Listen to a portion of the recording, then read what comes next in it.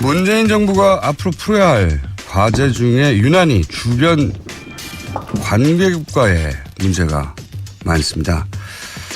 해서 오늘은 저희가 문재인 정부가 주변 관계국과 풀어야 할 문제, 이 문제를 각국에서는 어떻게 바라보고 있는지, 그리고 각국의 반응은 어떤지 미국, 중국, 일본 차례로 짚어보겠습니다. 먼저 미국의 노정민 통신원 전화 연결되어 있습니다. 안녕하세요. 네, 안녕하십니까. 미국 워싱턴입니다. 반갑습니다. 오랜만에 뵙겠습니다. 네. 안 반가우신가 봐요? 반갑습니다.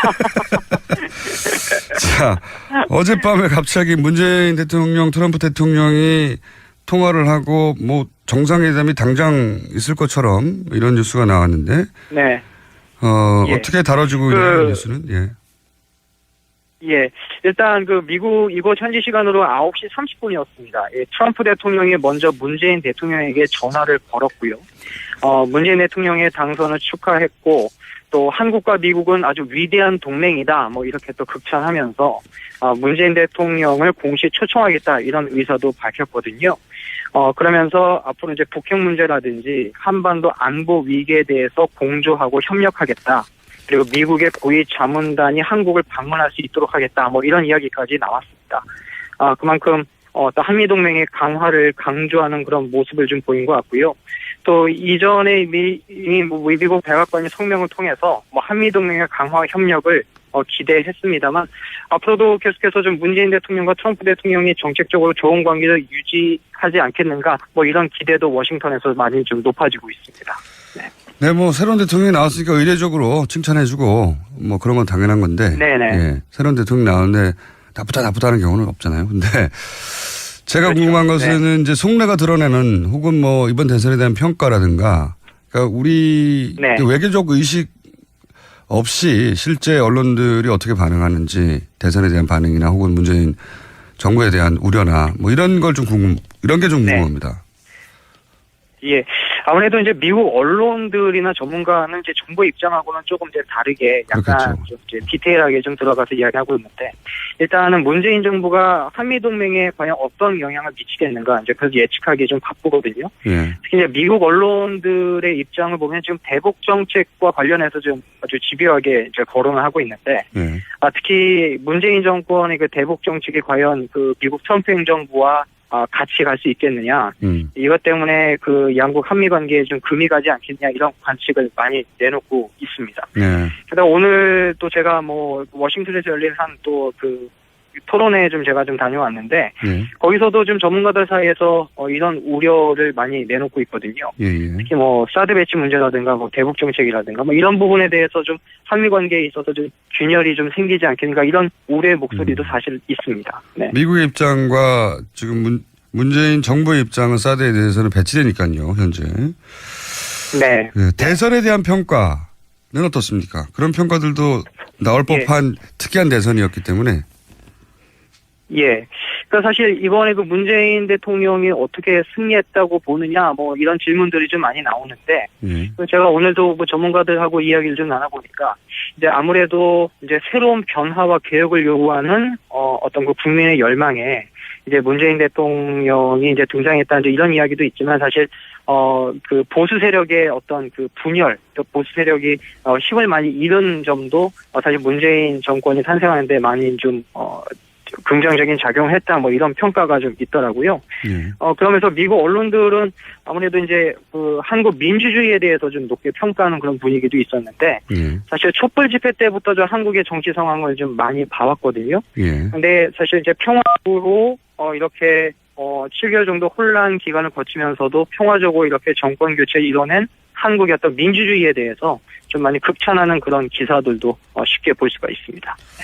제가 이제 어제 그런 생각을 했었었는데, 제가 교과서로 보던 소위 이제 프랑스 혁명인이 이런 이야기들, 민주주의를 뭐랄까요, 태동시키고 발전시키고 하는 게 다 서구의 몫이었기 때문에 항상 서구의 사례를 들고 그렇게 배워왔는데, 이번 사례는 서구가 참고할 만한 모델이 될 거라고 저는 생각해서 그 미국 언론에 그러니까 문재인 대통령 당선에 대한 얘기 말고 이 과정에 대한 얘기를 어떻게 평가하는지 제가 궁금해서 여쭤본 거거든요. 예, 그 사실 워싱턴 포스트에서도 그런 이야기를 집중 조명했는데, 예, 한국의 어떤 그 민주주의에 대해서 사실 이제 민주주의가 많이 좀 죽었다라고 이야기하지만 이번 한국의 사례가 어떤 민주주의가 좀 잘 이렇게 좀 정착되고 또 이렇게 진보하고 있다라는 걸 보여주는 사례가 됐다. 이렇게 소개를 하기도 해서 좀 많은 사람들이 좀 관심을 가졌던 것 같습니다. 네. 그렇군요. 이 트럼프 그 대통령이 뭐 위대한 동맹이다 이런 얘기도 하고 공식 초청도 하고 네. 그러면서도 그 이전의 뉴스는 북한 정권과도 만날 수 있다. 그리고 북한 정권을 만난다면 그것은 명예로운 일이 될 것이다. 우리나라에서는 대선 기간이어서 민감해서 잘 제대로 크게 보도가 안 됐는데 굉장히 이례적인 단어. 미국 그러니까 북한 지도자를 만나는 것이 자기한테는 명예로운 일이다. 만난다면 명예로운 될 것이다. 이런 표현을 썼지 않습니까? 그러면은 미국과 북한이 이미 물밑으로 접촉이 이루어지고 있는 건가요? 어떻게 보고 있습니까? 현지 언론에서는? 그렇잖아도 지금 노르웨이 오슬로에서 북한 관리하고 그다음에 미국의 전문가들 전직 관리들이 이제 만났잖아요. 네네. 근데 일단 미국 국무부에서는 사실 뭐 정부하고는 전혀 관련이 없다 그런 이야기를 하고 있지만 사실 이제 그 전직 관리들이나 전문가들이 만나고 나면 이제 그 뒷이야기나 북한의 의도를 사실 이제 미국 정부에 전달하거든요. 그러니까 뭐 전혀 무관하다고라고는 볼 수 없지만 근데 이제 말씀하신 대로 지금 미국 행정부의 대북 정책 기조가 이제 2주 전에 나왔는데 물론 이제 북한에 대해서 경제적 제재를 강화하면서도 북한과 협상의 문을 열어두겠다. 이것이 이제 트럼프 행정부의 대북 정책 기조입니다. 그러니까 뭐 많은 비난이 있지만 트럼프 대통령이 적절한 환경이 되면 김정은과 대화할 수 있다 이런 발언을 하고 있는데 어떻게 보면은 지금 그 문재인 대통령의 대북 정책과 또 그렇게 뭐 상반된다라고는 좀 볼 수가 없는 것 같아요. 왜냐하면 적절한 시기에 북한하고 대화를 할 수 있다라는 어떤 그런 의도는 같으니까요. 그래서 오늘 뭐 미국 내에서도 뭐 대화를 주장하는 인사들도 많은데 사실 오늘 제가 세미나에 다녀왔습니다만 한 가지 눈에 띄는 이야기가 이 많은 사람들과 언론들이 그 문재인 대통령의 대북 정책을 좀 잘못 이해하고 또 잘못 보도하고 있다 이런 이야기 하거든요. 어떤 의미에서? 그러니까 문재인 대통령이 문재인 대통령이 무조건 뭐 북한을 퍼주고 북한을 지원하겠다라는 것이 아니라 한미 동맹을 철저히 지키는 것을 바탕으로 해서 한반 비핵화를 이루는 과정 가운데 모든 평화적인 방법을 동원하겠다. 뭐 이런 의미니까 좀 오해하지 말아달라고 그런 이야기를 좀 미국 사람들에게 많이 좀 전하더라고요. 그래서 실제 미국 전문가들 사이에서도 아마 문재인 대통령이 좀 평화적인 방법을 많이 시도하지 않겠는가 뭐 이런 전망도 좀 나옵니다. 예. 사드 관련해서는 어떤 보도가 있습니까? 예. 사드는 일단 미국 측에서는 사드 배치에 대해서는 굉장히 필요하다라는 견해가 아주 우세한데요. 그런데 미국 전문가들 사이나 미국 내에서는 이 사드 비용 문제에 관해서는 기존의 합의대로 한국이 지불할 필요가 없다라는 목소리가 더 많습니다. 근데 제가 좀 이렇게 뒷얘기를 좀 들어보면 그 사드 배치 비용에 관해서 아직 미국 내에서도 좀 정리가 잘 안 돼 있는 분위기다 이런 이야기를 좀 듣거든요. 그러니까 맥메스터 국가안보보좌관이 뭐 재협상까지는 기존 협상이 유효하다 뭐 이런 말을 언론에서 했습니다만 이 발언 때문에 뭐 트럼프 대통령에게 뭐 혼났다 뭐 이런 이야기도 들리고요. 그러니까 그만큼 행정부 내에서도 좀 정리가 안 돼 있다 뭐 이런 이야기가 좀 들립니다. 그래서 문재인 대통령이 취임식에서 사드 배치 관해서 미국과 다시 협의하겠다 뭐 이렇게 말했지만 이 미국 측에서는 일단 사드 배치 관해서는 지금 강력히 좀 양보할 수 없는 그런 입장이 더 많아서 이 문제 풀기에는 좀 쉽지 않겠다라는 분위기도 좀 느낄 수가 있습니다. 알겠습니다. 오늘은 전반적인 분위기 여기까지만 듣겠습니다. 다음에 한 번 더 모시겠습니다. 감사합니다. 네, 고맙습니다. 네, 지금까지 미국 노영민 통신원이었습니다. 이번엔 중국 가보겠습니다. 이재민 통신원, 안녕하세요. 안녕하십니까. 이재민입니다. 네, 죄송합니다. 이재민 통신원. 목소리 너무 좋으신. 네. 감사합니다. 자, 중국, 저도 이제 그 외신 보도 정리된 걸 봤는데, 중국이 이번 대선에 대해서 과거 우리 대선에 비하자면 굉장한 관심을 보이는 것 같더라고요. 네, 그렇습니다. 흔히 비상한 관심을 보인다 이런 얘기 언론에서 많이 하시는데요. 평소와 달리 굉장히 뜨거운 관심 정말 그런 것 같습니다. 그래서 우리나라에서 언론 보도를 할 때 어느 나라 대통령이 방송되면 뉴스의 헤드라인으로 10분간 먼저 보도를 하게 될까 저도 한번 생각을 해봤는데요. 별로 제가 한국에 있으면서 그런 걸 본 적은 없는 것 같고 중국도 마찬가지입니다. 아마 그 미국 대선이 있었던데 그런 모습이 있었고요. 이번에 한국 대선에 대해서도 굉장히 많은 관심을 갖는 것을 볼 수 있었습니다. 거의 그 개표 방송이 시작되자마자 많은 보도들이 계속 나왔고요. 그리고 당선이 확정되는 과정 등등 여러 가지 사실이 더 기정사실화되면서 보도 시간이 길어지고 더 앞으로 빠지고 한국 뉴스가 중국의 모든 뉴스보다 가장 먼저 보도되는 것을 볼 수 있었고 많은 신문들은 일면 전체 기사로 게재를 했습니다. 그러니까 저도 이제 중국에 계신 몇 분한테 들었는데 뭐 이런 일은 처음이라고 우리나라 개표상을 중국에서 뭐 실시간으로 중계하고 그런다고 이런 일이 없었는데 그만큼 이제 아마도 사드 관련해서 최근에 중국과 미국의 긴장 그리고 뭐 중국과 우리 경제 문제도 있고 사드 관련해서 사드 문제 때문에 이렇게 관심이 커진 거 아닐까요? 네, 그렇습니다. 그 사드라는 것이 사실 중국에 있어서 과연 그 전략적으로 봤을 때 그렇게나 관건인가, 이 사드가 들어오느냐 안 들어오냐가 중국의 이익에 철저하게 관여가 될 것인가, 이것에 대해서 그렇다 아니다 그 얘기는 좀 나뉩니다. 사드라는 것이 중국에서 봤을 때 사실 전략적인 의미도 있지만은 전체적으로 봤을 때 한국이 과연 미국 쪽으로 완전히 편향하지 않을 것인가를 보는 방향계 정도로 보는 의미도 상당히 있는데요. 이런 것 때문이라도 사드에 대한 그런 관심이 굉장히 극대화됐다고 할 수 있겠습니다. 일단 결론 먼저 보자면은 굉장히 많은 그런 분석들이 나왔습니다. 일단 그 국회의원 당시에 가지고 있었던 문재인 대통령의 태도, 어떤 사드에 대해서 했던 이야기들, 이것이 세세하게 보도가 되었는데요. 결론 먼저 말씀을 드리자면은 그럼에도 불구하고 아마 쉽게 사드에 대한 배치 처리를 결정하기는 정말 쉽지 않을 것이다. 이미 도착해 있고 그리고 이렇게 표현합니다. 한국에게 있어서 가장 중요한 것이 미국과의 관계일진데 이것을 강조를 하고 그런 관계 속에서 사드 배치 철회하는 것은 굉장히 문재인 대통령으로 힘든 결정이다. 쉽지 않을 것이다. 라고 얘기를 하고 있습니다. 중국의 전망도 중국이 이제 오랫동안 한국에 압력을 가해오긴 했지만 그렇다고 해서 문재인 정부가 사드를 철회한다거나 그런 결정 쉽게 나지는 않을 것이다. 그런 기대를 하고 있지는 않군요. 중국도.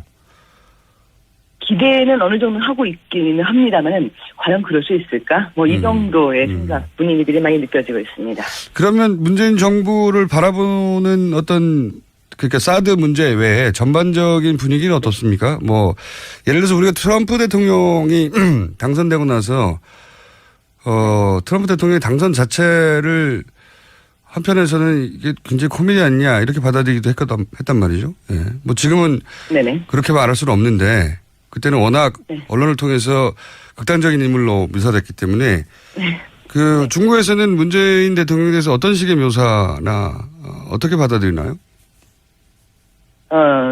굉장히 쉽게 말하자면 좋은 사람이 됐다. 굉장히 환영할 만한 일이다. 이런 분위기가 굉장히 많습니다.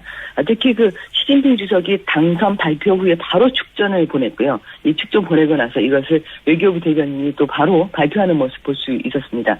중국의 전반적인 분위기 보면은 뭐 사회적으로 예전에 우리가 생각했던 공산당 감시 체제 이런 것이 막 이렇게 있지는 않지만요. 주석이 일단 좋은 표현을 하고 나면 그 밑으로 전체 정부 체계 그 또 관련된 국민들 정서까지 굉장히 빠르게 움직이는 것을 볼 수 있습니다. 축전을 아주 빠르게 보냈다라는 것은 좋은 시그널, 아주 한국과 잘 지내고 싶다는 시그널을 보냈다고 할 수 있는데요. 대화를 할 만한 좋은 대통령과 함께 이야기를 할 수 있게 되었다. 이런 등등의 표현이 중국 언론에 많이 나오고 있고요. 그는 늘 무척 진지하다라는 표현 등등이 많이 나오고 있습니다. 보통 그 대통령 당선되고 나면 평가하면서 그는 이런 면이 좋고 이런 면은 좀 아쉽다. 이런 양반된 그런 보도를 아무래도 하게 되는데요. 어제 봤던 보도에서 문재인 대통령에 대한 부정적인 보도, 걱정스러운 보도는 찾아보기가 어려웠습니다. 중국 입장에서는 환영할 만한 당선자다 이렇게 받아들였나 봅니다. 네. 진지하다는 맞죠. 예. 항상 진지하다. 저도 이제 그 몇 기사를 번역해서 번역한 걸 봤는데 진지하다도 있지만 진지하게 상대해야 할 대통령이다. 뭐 이런 표현도 있더라고요. 예. 네, 그렇습니다. 근데 뭐 진지하게 상대한 게 뭐 조심해야 될 인물이다 그런 식은 아니고요. 중국의 업무를 봤을 때는 좋은 진지하게 잘 이야기를 나눌 만한 대화 상대이다. 뭐 이런 표현이었습니다. 알겠습니다. 경제 부분은 어떻습니까? 이제 사드 때문에 제재 조치를 중국에서는 아니라고 하지만 공식적으로는 아니라고 하지만 실제로는 많이 받고 있었지 않습니까? 변화가 있을까요? 네, 일단은 아까 제가 말씀드린 것처럼 이제 위에서 어떠한 태도를 보이느냐에 따라서 정말 그 밑으로 쭉 계속 연결이 되면서 태도들이 많이 바뀌게 되는데요. 어제 제가 저희 회사는 이제 그 중국의 한국 물건을 마케팅을 하는 그런 일을 하고 있습니다. 네. 그러다 보니까 아무래도 이 사드 국면이 영향받았었는데 축하한다는 전화, 메시지 이런 것도 중국 분들한테 꽤 많이 받았습니다. 예, 문재인 대통령이 당선을 축하한다고 저한테 보내셔가지고 제가 그 어떤 그 당선을 누구를 지지한다고 표현을 한 적이 없었는데 왜 이렇게 표현을 할까 뭐 이런 생각을 할 정도였습니다. 앞으로 많이 개선이 될 것이라는 기대 섞인 전망들과 함께 아마 그런 연락을 하지 않았을까 싶은데요. 중국으로서도 예. 바로 옆에 있는 나라 한국과 이렇게 껄끄럽고 불편하게 지내는 게 하나도 기쁜 일은 아니었고요. 경제적으로 좋고 또 사실 그 중국과 최근 둘러싼 그 주변 국가들하고 그렇게 사이가 좋은 나라가 많지가 않습니다. 이런 과정 중에서 중국도 사실은 한국과 관계를 개선을 뭔가 해야 되는데 어떤 그 실마리랄까 아니면 어떤 명분이랄까 이런 것이 상당히 필요하다가 마침 잘 됐다라고 굉장히 반가워하고 있는 그런 모습을 느낄 수 있습니다. 어쨌든 중국 입장에서는 여러 후보들 중에서 중국 입장 기준으로 보자면 본인들과 대화하기 편하고 대화했을 때 결과가 나올 것 같은 그런 인상을 주는 당선자인가 봅니다. 중국 입장에서는 전반적으로 환영 분위기네요. 예. 네, 그리고 거기에는 아마 그 남북 관계 개선에 대한 기대도 포함이 되어 있는 듯 합니다. 사실 그 중국 입장에서 혼자서 전 세계로부터 좀 나서서 북한 설득을 해봐라. 뭐 이런 주문을 계속 받고 있었는데 누군가 좀 자기와 같이 북한과 대화를 해주기를 바라고 있는 입장에서 아마 문재인 대통령은 그러지 않을까 이런 기대를 하고 있는 듯 합니다. 알겠습니다. 오늘 말씀 감사합니다. 감사합니다. 네, 네. 고맙습니다. 지금까지 중국 이재민 통신원이었고요. 조금 시간이 늦어졌습니다.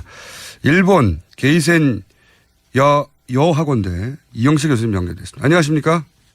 네, 안녕하세요. 네, 일본도 대서특필했다는 얘기는 봤는데 일본의 현 정부 입장에서 보자면 좀 불편한 상대가 당선된 거 아닙니까? 그렇죠. 일본에서는 원래 보수 후보가 당선되기를 기대했다고 보는데요. 예. 뭐 결국 문재인 대통령이 당선이 됐기 때문에 좀 현실로 받아들이고 있는 분위기인 것 같습니다. 저도 이제 일본 언론이 보도한 거 번역된 거를 쭉 봤는데 걱정을 많이 하는 분위기더라고요. 일본 언론도.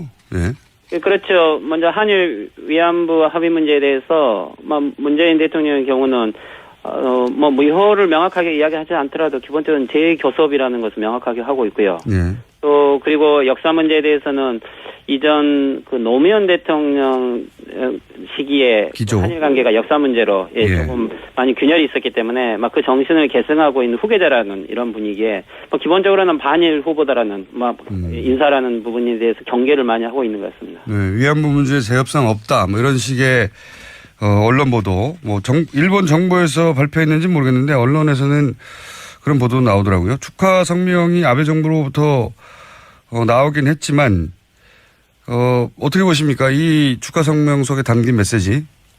예, 기본적으로 어제 아베 수상이 그 정오 때 그 취임 선서식 이후에 성명을 발표했는데요. 예. 한국은 이러면 전략적 이익을 공유하는 중요한 국가이고 북한 문제에 대한 연계와 미래 지향의 일한 관계를 발전시키고 싶다 이런 내용을 했는데 기본적으로는 현재 한일 관계, 한미일 동맹으로 북한을 압박하는 것에 대해서 혹시 균열이 생길 것이라는 이런 불안감이 일본 국내에 많이 있는데요. 이것을 좀 희석시키기 위해서 북한 문제에 대해서도 일본과 협의하기를 바라고 또 미래지향이라는 표현은 위안부 문제라든지 과거 문제에 별로 구애받지 않고 될 수 있으면 미래지향적인 이야기를 하기 원한다라는 좀 사전 포석을 둔 것 같습니다. 그러면서도 이 관방장관이 위안부 합의한 거 이행하라고 이런 말은 결국은 재협상 안 하겠다는 말 아니겠습니까? 기본적으로 수가 관방정권은 어떻게 보면 자민당 내의 분위기를 반영하고 있는 거기 때문에 예. 다음 정권과도 이 한일 위안부 합의에 대한 재교섭은 뭐 있을 수 없다라고 하는 당의 의견을 전면적으로 이야기하고 있는 거죠. 예. 어떻게 보십니까? 그 문재인 대통령은 후보자 시절에 계속 재협상이 꼭 필요하다고 얘기를 했었었는데 이게 가능할까요?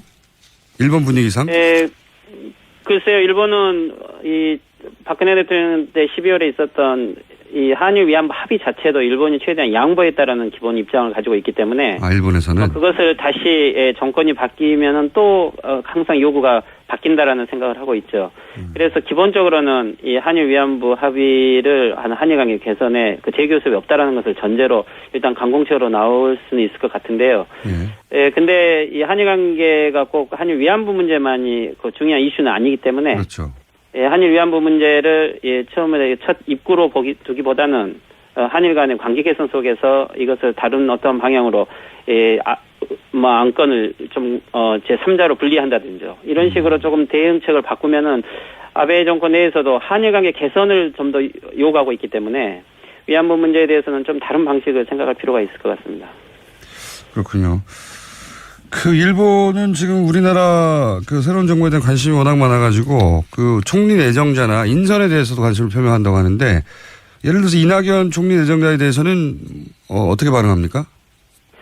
기본적으로 일단 일본 미디어가 문재인 대통령에 대해 많은 경계를 하고 있고요. 네. 특히 그중에서 문재인 대통령 자신에 대한 정보를 거의 갖고 있지 않습니다. 그래서 어제 같은 경우도 저도 일본 방송에 어제 계속 나가면서 제일 물어보는 게 이 문재인 대통령 개인에 대한 여러 사정도 있지만 특히 예를 들면 김종숙 퍼스트레이디에 대한 보도를 하는 것들 보면 이제 어떤 식으로든지 문재인 인맥에 대한 많은 정보를 요구하는 것 같고요. 특히 그 중에서 많이 반일적인 이런 정책을 쓸 거라고 생각했는데 국무총리 내정자가 뭐 이낙연 현 도지사 같은 경우는 동아일보 특파원으로 일본에서 오랫동안 언론 활동을 하셨고요. 또 일본의 많은 인맥들을 가지고 계시기 때문에 일본 관계를 개선하기 위한 하나의 한국의 문재인 대통령의 첫 메시지다라는 식으로 특히 NHK 방송이 아주 많이 호의적인 이런 반응을 보이는 것 같습니다. 그렇군요. 일본은 특히 뭐 트럼프 정부 때도 그랬지만 주요 관계국들이 정부가 출범하면 그 중에서 이제 일본과 가까운 사람들 막 찾는데 일단 이낙연 총리 내정자를 찾았군요.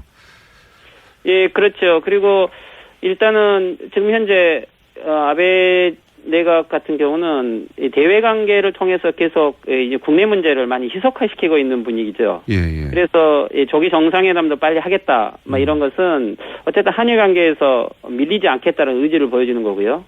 그리고 특히 현재 국내 문제에 모리토모 학원 문제라든지 또는 현재 공모제죠. 테러를 방지하는 이유로 공모제 법안을 지금 다음 주에 이 가결을 해야 되는데 우리나라 테러 방지법과 비슷한 거죠.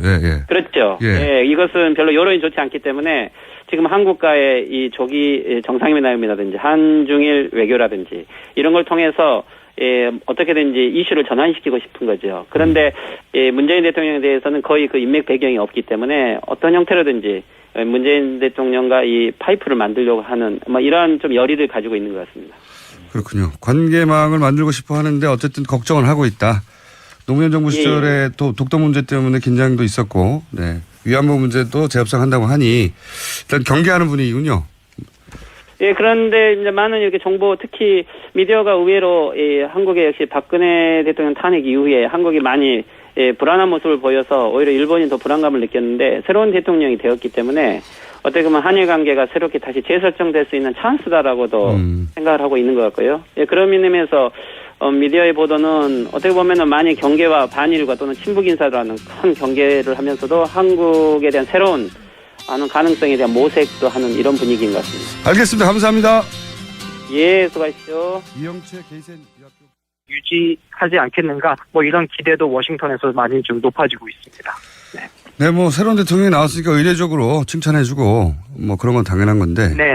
새로운 대통령이 나왔는데 나쁘다는 경우는 없잖아요. 근데 제가 궁금한 것은 이제 속내가 드러내는 혹은 이번 대선에 대한 평가라든가 그러니까 우리 외교적 의식 없이 실제 언론들이 어떻게 반응하는지 대선에 대한 반응이나 혹은 문재인 정부에 대한 우려나 이런 게 좀 궁금합니다. 예. 아무래도 이제 미국 언론들이나 전문가는 이제 정부 입장하고는 조금 이제 다르게 약간 좀 이제 디테일하게 좀 들어가서 이야기하고 있는데, 일단은 문재인 정부가 한미동맹에 과연 어떤 영향을 미치겠는가, 이제 그걸 예측하기 좀 바쁘거든요. 예. 특히 이제 미국 언론들의 입장을 보면 지금 대북 정책과 관련해서 좀 아주 집요하게 이제 거론을 하고 있는데, 예. 특히 문재인 정권의 그 대북 정책이 과연 그 미국 트럼프 행정부와 같이 갈 수 있겠느냐. 이것 때문에 그 양국 한미 관계에 좀 금이 가지 않겠냐, 이런 관측을 많이 내놓고 있습니다. 네. 그다음 오늘 또 제가 뭐 워싱턴에서 열린 한 또 그 토론회에 좀 제가 좀 다녀왔는데, 네. 거기서도 좀 전문가들 사이에서 이런 우려를 많이 내놓고 있거든요. 예, 예. 특히 뭐 사드 배치 문제라든가 뭐 대북 정책이라든가 뭐 이런 부분에 대해서 좀 한미 관계에 있어서 좀 균열이 좀 생기지 않겠는가, 이런 우려의 목소리도 사실 있습니다. 네. 미국의 입장과 지금 문재인 정부의 입장은 사드에 대해서는 배치되니까요, 현재.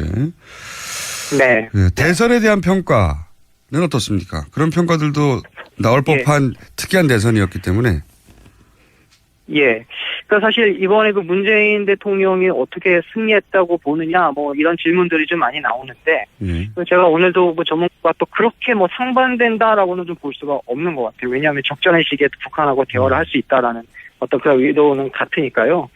그래서 오늘 뭐 미국 내에서도 뭐 대화를 주장하는 인사들도 많은데, 사실 오늘 그 제가 세미나에 다녀왔습니다만 한 가지 눈에 띄는 이야기가, 이 많은 사람들과 언론들이 그 문재인 대통령의 대북 정책을 좀 잘못 이해하고 또 잘못 보도하고 있다, 이런 이야기 하거든요. 어떤 의미에서? 그러니까 문재인 대통령이 무조건, 그러니까 문재인 대통령이 무조건 뭐 북한을 퍼주고 북한을 지원하겠다라는 것이 아니라 한미 동맹을 철저히 지키는 것을 바탕으로 해서 한반 비핵화를 이루는 과정 가운데 모든 평화적인 방법을 동원하겠다, 뭐 이런 의미니까 좀 오해하지 말아달라고 그런 이야기를 좀 미국 사람들에게 많이 좀 전하더라고요. 그래서 실제 미국 전문가들 사이에서도 아마 문재인 대통령이 좀 평화적인 방법을 많이 시도하지 않겠는가, 뭐 이런 전망도 좀 나옵니다. 예. 사드 관련해서는 어떤 보도가 있습니까? 예. 사드는 일단 그 미국 측에서는 사드 배치에 대해서는 굉장히 필요하다라는 견해가 아주 우세한데요. 네. 그런데 미국 전문가들 사이나 미국 내에서는 이 사드 비용 문제에 관해서는 기존의 합의대로 한국이 지불할 필요가 없다라는 목소리가 더 많습니다. 그렇군요. 근데 제가 좀 이렇게 뒷얘기를 좀 들어보면 그 사드 배치 비용에 관해서 아직 미국 내에서도 좀 정리가 잘 안 돼 있는 분위기다, 이런 이야기를 좀 듣거든요. 그러니까 맥메스터 국가안보보좌관이 뭐 재협상까지는 기존 협상이 유효하다, 뭐 이런 말을 언론에서 했습니다만, 이 발언 때문에 뭐 트럼프 대통령에게 뭐 혼났다, 뭐 이런 이야기도 들리고요. 그러니까 그만큼 행정부 내에서도 좀 정리가 안 돼 있다, 뭐 이런 이야기가 좀 들립니다. 그래서 문재인 대통령이 취임식에서 사드 배치 관해서 미국과 다시 협의하겠다, 뭐 이렇게 말했지만, 이 미국 측에서는 일단 사드 배치 관해서는 지금 강력히 문재인 정부가 앞으로 풀어야 할 과제 중에 유난히 주변 관계국가의 문제가 많습니다. 그래서 오늘은 저희가 문재인 정부가 주변 관계국가 풀어야 할 문제, 이 문제를 각국에서는 어떻게 바라보고 있는지, 그리고 각국의 반응은 어떤지 미국, 중국, 일본 차례로 짚어보겠습니다. 먼저 미국의 노정민 통신원 전화 연결되어 있습니다. 안녕하세요. 네, 안녕하십니까. 미국 워싱턴입니다. 반갑습니다. 오랜만에 뵙겠습니다. 네. 안 반가우신가 봐요? 반갑습니다. 자, 어젯밤에 갑자기 문재인 대통령, 트럼프 대통령이 통화를 하고 뭐 정상회담이 당장 있을 것처럼 이런 뉴스가 나왔는데. 네. 예. 어떻게 다뤄지고 있는 뉴스는? 예. 예. 일단 그 미국 이곳 현지 시간으로 9시 30분이었습니다. 예, 트럼프 대통령이 먼저 문재인 대통령에게 전화를 걸었고요. 문재인 대통령의 당선을 축하했고, 또 한국과 미국은 아주 위대한 동맹이다, 뭐 이렇게 또 극찬하면서 문재인 대통령을 공식 초청하겠다, 이런 의사도 밝혔거든요. 그러면서 앞으로 이제 북핵 문제라든지 한반도 안보 위기에 대해서 공조하고 협력하겠다, 그리고 미국의 고위 자문단이 한국을 방문할 수 있도록 하겠다, 뭐 이런 이야기까지 나왔습니다. 그만큼 또 한미동맹의 강화를 강조하는 그런 모습을 좀 보인 것 같고요. 또 이전에 미국 백악관이 성명을 통해서 뭐 한미동맹의 강화 협력을 기대했습니다만 앞으로도 계속해서 좀 문재인 대통령과 트럼프 대통령이 정책적으로 좋은 관계를 인가들하고 이야기를 좀 나눠보니까 이제 아무래도 이제 새로운 변화와 개혁을 요구하는 어떤 그 국민의 열망에 이제 문재인 대통령이 이제 등장했다는 이런 이야기도 있지만 사실 그 보수 세력의 어떤 그 분열, 또 보수 세력이 힘을 많이 잃은 점도 사실 문재인 정권이 탄생하는데 많이 좀 긍정적인 작용을 했다, 뭐 이런 평가가 좀 있더라고요. 그러면서 미국 언론들은 아무래도 이제 그 한국 민주주의에 대해서 좀 높게 평가하는 그런 분위기도 있었는데, 사실 촛불 집회 때부터 좀 한국의 정치 상황을 좀 많이 봐왔거든요. 근데 사실 이제 평화적으로 이렇게 7개월 정도 혼란 기간을 거치면서도 평화적으로 이렇게 정권 교체를 이뤄낸 한국의 어떤 민주주의에 대해서 좀 많이 극찬하는 그런 기사들도 쉽게 볼 수가 있습니다. 제가 이제 어제 그런 생각을 했었었는데, 제가 교과서로 보던 소위 이제 프랑스 혁명이니 이런 이야기들, 민주주의를 뭐랄까요, 태동시키고 발전시키고 하는 게 다 서구의 몫이었기 때문에 항상 서구의 사례를 들고 그렇게 배워왔는데, 이번 사례는 서구가 참고할 만한 모델이 될 거라고 저는 생각해서 미국 언론에 그러니까 문재인 대통령 당선에 대한 얘기 말고 이 과정에 대한 얘기를 어떻게 평가하는지 제가 궁금해서 여쭤본 거거든요. 예, 사실 워싱턴 포스트에서도 그런 이야기를 집중 조명했는데, 한국의 어떤 그 민주주의에 대해서 사실 이제 민주주의가 많이 좀 죽었다라고 이야기하지만 이번 한국의 사례가 어떤 민주주의가 좀 잘 이렇게 좀 정착되고 또 이렇게 진보하고 있다라는 걸 보여주는 사례가 됐다. 이렇게 소개를 하기도 해서 좀 많은 사람들이 좀 관심을 가졌던 것 같습니다. 네. 그렇군요. 이 트럼프 대통령이 뭐 위대한 동맹이다 이런 얘기도 하고 공식 초청도 하고, 네. 그러면서도 이전의 뉴스는 북한 정권과도 만날 수 있다. 그리고 북한 정권을 만난다면 그것은 명예로운 일이 될 것이다. 우리나라에서는 대선 기간이어서 민감해서 제대로 크게 보도가 안 됐는데, 굉장히 이례적인 단어. 미국 그러니까 북한 지도자를 만나는 것이 자기한테는 명예로운 일이다. 만난다면 명예로운 될 것이다. 이런 표현을 썼지 않습니까? 그러면은 미국과 북한이 이미 물밑으로 접촉이 이루어지고 있는 건가요? 어떻게 보고 있습니까, 현지 언론에서는? 그렇잖아도 지금 노르웨이 오슬로에서 북한 관리하고, 그 다음에, 미국의 전문가들, 전직 관리들이 이제 만났잖아요. 네네. 근데 일단 미국 국무부에서는 사실 뭐 정부하고는 전혀 관련이 없다 그런 이야기를 하고 있지만, 사실 이제 그 전직 관리들이나 전문가들이 만나고 나면 이제 그 뒷 이야기나 북한의 의도를 사실 이제 미국 정부에 전달하거든요. 그러니까 뭐 전혀 무관하다고라고는 볼 수 없지만, 근데 이제 말씀하신 대로 지금 미국 행정부의 대북 정책 기조가 이제 2주 전에 나왔는데, 물론 이제 북한에 대해서 경제적 제재를 강화하면서도 북한과 협상의 문을 열어두겠다. 이것이 이제 트럼프 행정부의 대북 정책 기조입니다.